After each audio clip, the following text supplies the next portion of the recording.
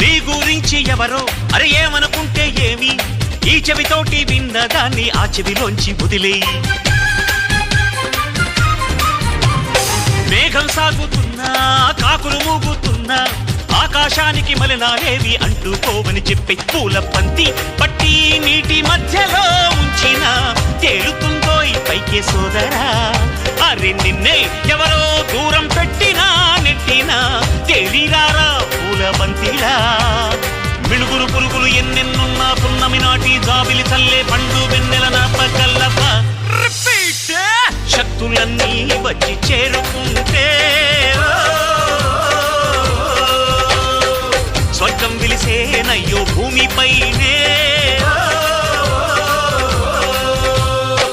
దేవుడా దేవుడా తిరుమల